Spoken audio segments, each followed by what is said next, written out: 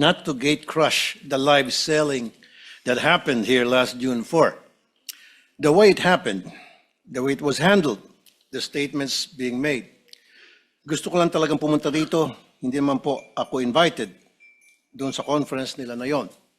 I waited for today's hearing to confront the resourceful persons they presented. Let me call on them 18 kargador. Kasi nga po, nagkakarga sila ng mga mali-maletang pera, sabi nga nila. Yun po talagang trabaho nila, taga-bitbit, taga-karga ng maleta. Una, sino ba itong 18 kargador ng mga maleta? Saan ba sila galing? We cannot simply bring in people sa Blue Ribbon Committee na nag-aakusa na mabibigat na paratang nang hindi man lang nalalaman kung karapat-dapat ba sila paniwalaan. Kasi simulang-simula pa lamang po na tinawag silang 18 Marines, may paglilinlang na agad. Yung bansag na 18 Marines sa isang paraan upang pabanguhin sila sa publiko.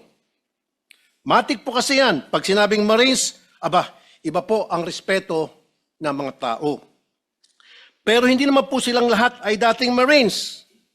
At mahigit kalahati sa kanila ay discharged without honors or dishonorably discharged from service for various offenses. Ibig sabihin, palpak sila. Tulad ng pagiging AWOL o absent without leave. Why is this information very important? Because for people to believe their allegations, it must come from a credible and reliable source. And so, the people using them portray them as heroes. God damn. Sabi nga ng isa sa mga senador na dumalo nung araw na yon, bayani daw po sila. Pero nakakaya naman po sila sa iba nating mga bayani.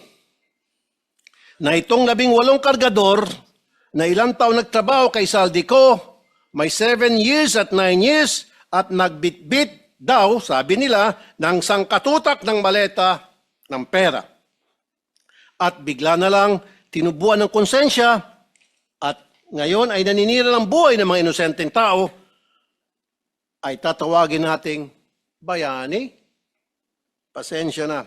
Hindi ako papayag na matabi ang mga sinungaling nito kila Jose Rizal, Andres Bonifacio at mga dakila nating OFWs.